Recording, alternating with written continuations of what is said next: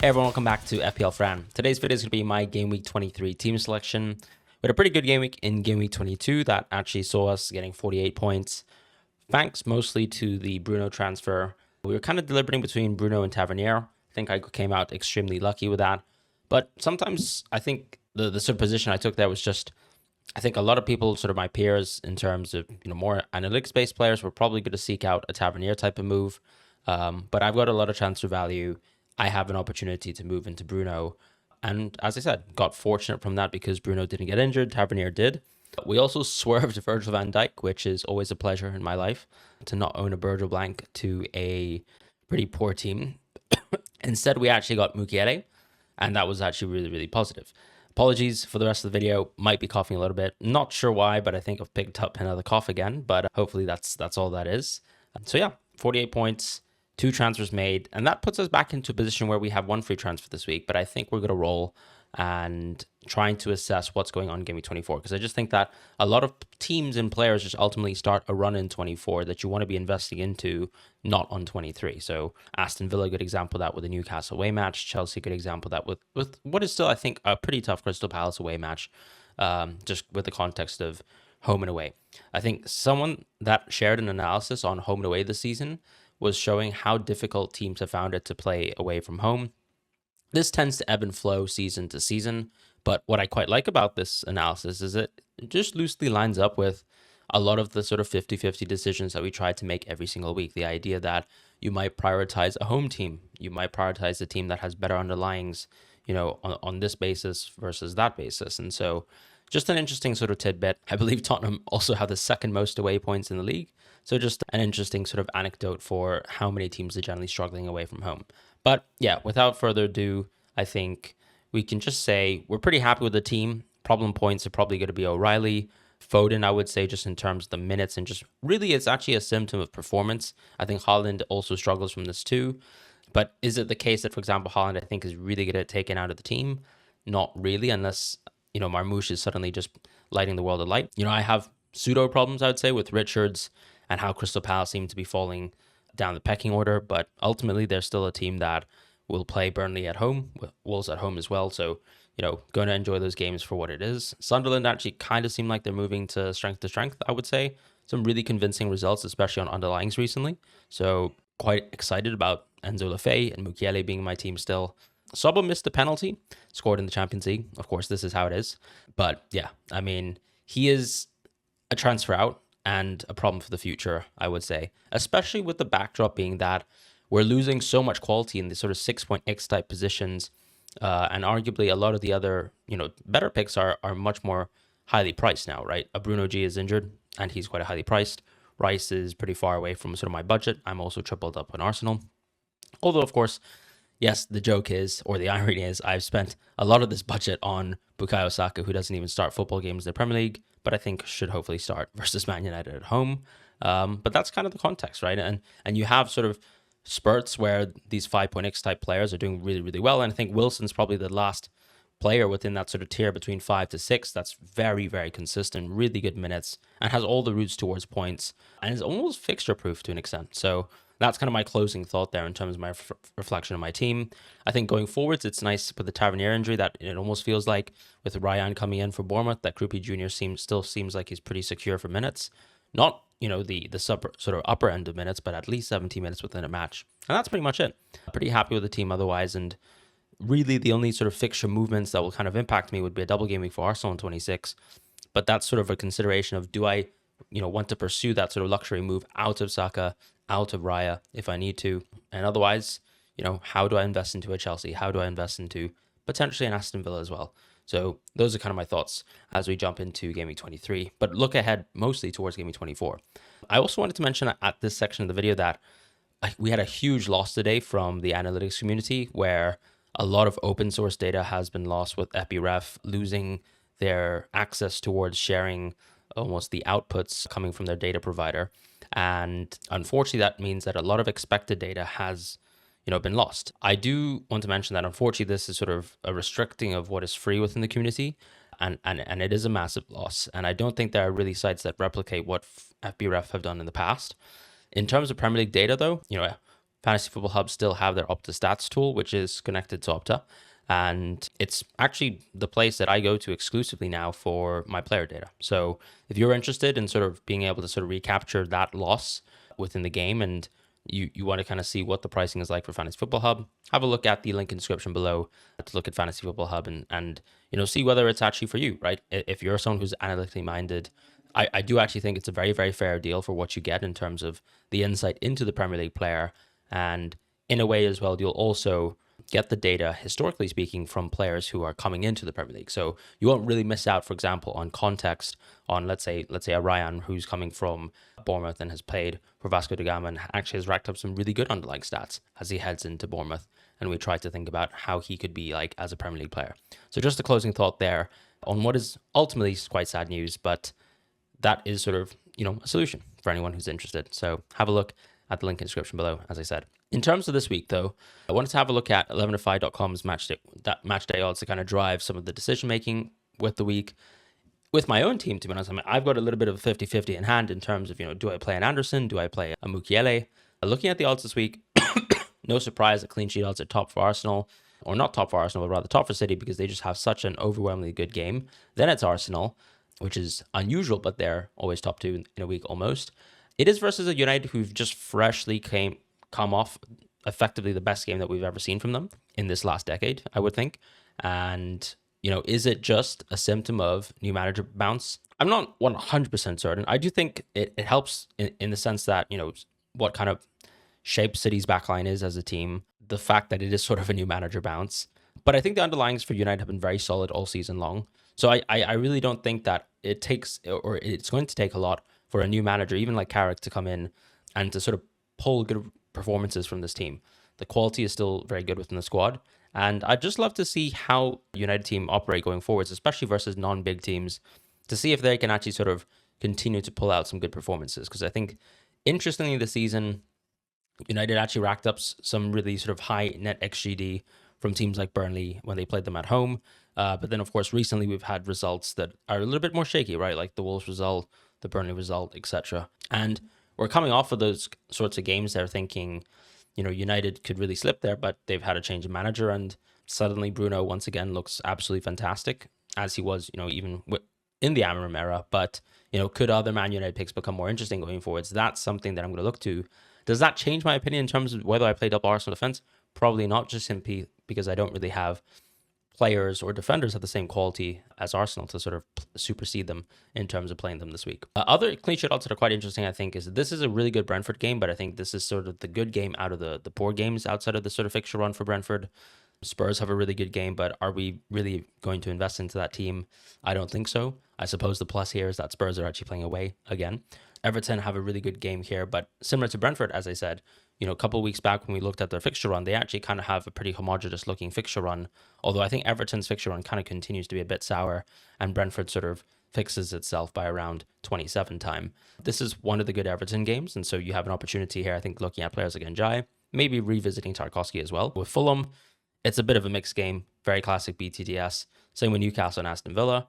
City versus Wolves is a weird one because I think they're one of the teams that we're pre-invested into, but this is really the last week you're holding on to them, which also kind of gives rise to that whole, argument about Gameweek 23 being so interesting because I think if you take a bit of a passive approach this week, you're almost playing the fixtures as they are and then just letting them come to you in Gameweek 24 when you can kind of jump off of City assets into, more interesting, for example, Chelsea picks, arguably even Leeds picks, Aston Villa picks certainly as well. So just a thought. With the clean sheet odds for my own personal 50-50, Fulham have 25% clean sheet odds, so do Sunderland. I think tangentially the idea that I can play Lafay and Mukiele together, and there's a little bit of a dual sort of positive impact of having two players and backing one result as opposed to trying to hedge between two, is a bit positive for me. So I think I'm probably going to back Sunderland if I'm being completely honest.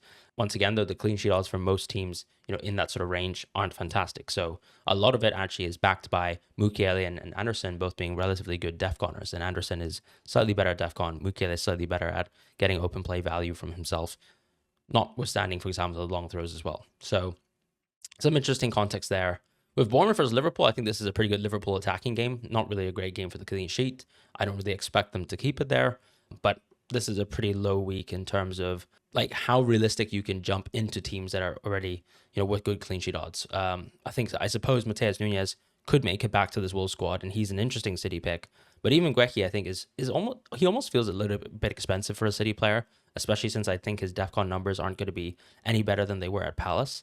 So that's a bit of a concern for me. But otherwise, that's kind of the state of the game week. I think, play the fixtures as they are. If you need to make 50-50 transfers because of injuries or you're sort of driving decisions here, I think just have a look at, mixed results. Like, are you playing an attacker versus defender? These types of arguments, I think, probably help answer questions in terms of playing your team selection here for Gameweek 23.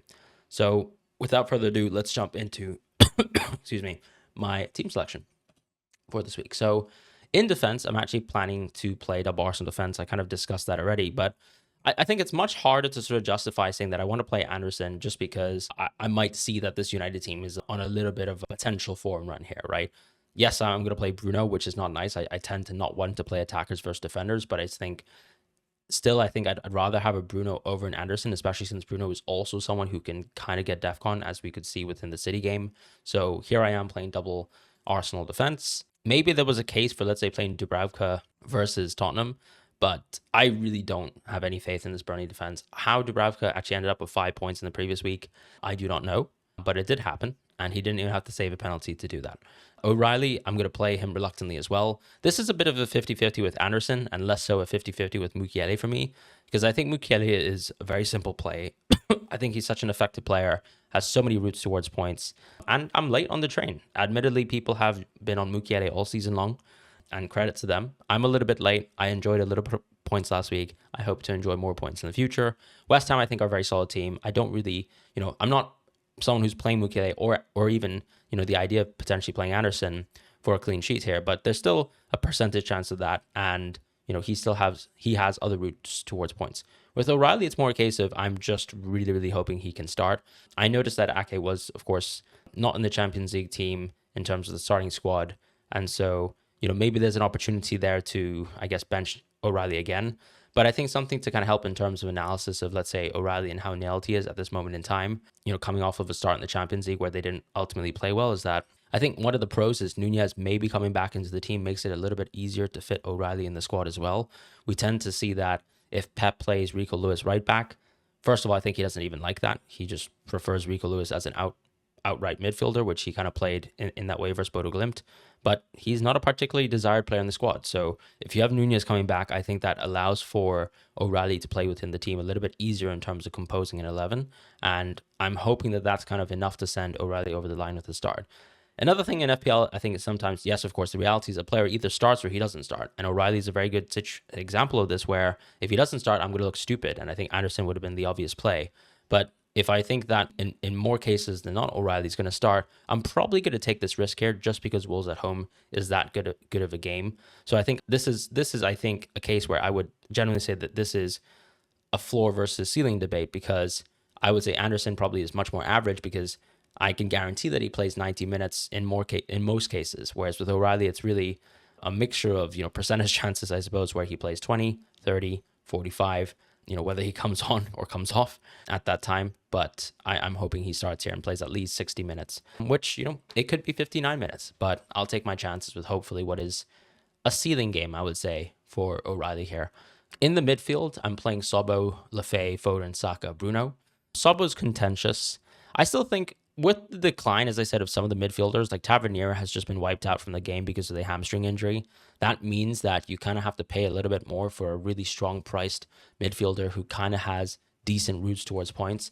I'm not going to say Sobo has shown any sort of ability to get points in FPL so far, but I think there's the basis for how he can get those points. And Bournemouth away at least is a game where I can justify that it's probably worth keeping Sobo for a game like this, especially since none of the transfers that I want in, maybe with exception to, let's say, a Harry Wilson, who I think is quite interesting still at 5.9, are really worth a transfer for me this week. Because still, I think the flip side of Harry Wilson, for example, is next week is still a pretty tough game on paper, Man United away. And then we can probably revisit someone like him in the future, especially if, let's say, Tavernier is going to take a long time to come back, and we get a little bit more insight about, how teams are doing in the Champions League, what their Champions League positions are, whether we have more insight about, let's say, the double Gameweek 26, and whether I need to save transfers for that. that's something that's also sort of sitting on my mind, right? More information heading in towards 24, where we also have transfer window news, is quite helpful in terms of someone like myself, where I can identify already 3 out of the 5 of the starting players that I have in my FPL team this week in my midfield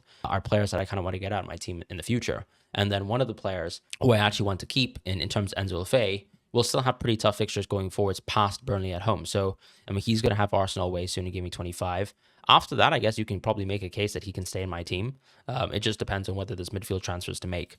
Whereas, as I said, Sobo, Foden, Saka could all go out of my team, but it is also, in a sense, a position where I'd really only be making that transfer as a luxury. So we'll see how things go. Of course, I could change my mind if we continue to see really poor Saka and Sobo minutes. But I think Foden being a sell on 24 and him being the priority sell is totally fine. As long as I can make him, vanish from my team, then I think I'm in a good spot. And rolling the transfer this week will kind of enable me to do that. But generally speaking, yeah, it's hard to justify starting a different variation of this team. Ekitike and Haaland start for me for sure. Krupi Jr. second bench. We saw even, with the injuries and whatnot that Krupi Jr. still played 70 minutes. I think that's kind of where he's going to ebb and flow this season because of just his youth, probably his fitness standards and his level and what's required, I guess, of Irola, especially in second half of games where, he's asked the team to run a lot and you are almost asked to sort of re-perform that in second and third waves where maybe the bench players, when they're available, can help you to do that and can kind of sub you off. Now, with more and more injuries for this Bournemouth team as we go along, that can help Krupi Jr.'s minutes, and it has, in all honesty. That's why you saw him play 90 minutes in the FA Cup. But yeah, I think I can't play him this week versus Liverpool at home. I still think Ekitike is better. I still think arguably Sobo is better, especially if we have no real certainty on what Salah's minutes are going to look like. So let's hope that that's the right decision. But I have planned to sort of put Anderson first bench, Krupi Jr. second bench, and Richards third bench, and simply play Ekitike and Haaland. Now, Haaland has been absolutely atrocious. Wolves have actually been an extremely tight defense. I'm not a huge fan of personally kind of looking at teams on a last 5, last 6, last 7 rolling game basis. I can acknowledge that there was a different Wolves manager at the start of the season as well. But generally speaking, I think even if under specifically just, the most recent tenure, for example, I'm not really sure if I have the comfort in saying that Wolves is immediately like a top 5 defense. Like, I think that's outrageous, right? Sure, their numbers could be suggesting that within the last 7 weeks, but I'm still going to take my chances here with the City home game. Still going to take my chances here by just simply looking at the, betting odds available. Haaland is far clear of any other pick. It would really take abnormally bad minutes for me to captain someone else this week. I'm sure this isn't even controversial to some people, but I even look across towards the rest of my team. The other players who'd be also involved in a similarly good game just have probably worse minutes in Foden, in O'Reilly, etc. And then I've got Saka, who already is sort of the class clown of this team. And then everyone else just has a poor game, whether it's away from home and still quite nice, but far short of sort of Haaland being an asset. And I'm not really into the business of playing Gabriel versus Man United at home as a captain. So here we are with a pretty boring captaincy, unfortunately, this week with Haaland. And vice captain, I think, will just be on Saka. I'm still pretty confident because it's a nice home game for him on paper, that they'll do well. Now, this is a chance to see if Carrick is going to be able to kind of genuinely prove that United can be an extremely consistent and thorough team for the rest of the season. But I'd rather give them the 3-4 games before I completely change my mind on them yet. Super impressed with what they've shown so far, but that's not really enough for me to change any of my decisions for this week. And that's pretty much it in terms of my team selection. Playing a 3-4-3-5-2 here and looking forward more so towards Gameweek 24 with a 1.5 in the bank with generally decent team value and an opportunity to sort of move and invest back into some teams with some great fixture runs. And once again, it's more information on Palmer that we can acquire this week because coming out of 23, you have more Champions League games. That will kind of set in stone the Champions League table positions a little bit better. And yeah, that's what I want to have in terms of information going forwards. And that's what I'll be able to take from as we head in towards Game Week 24. But best of luck to you guys for Game Week 23. Hope you guys have a wonderful game week, and I'll see you guys soon for more content, including the cheat sheet, which will drop tomorrow morning. Just wanted a little bit more European information before I drop the cheat sheet and kind of compose it. So thank you guys so much for your attention, and please do subscribe if you enjoy the content. I'll see you guys soon.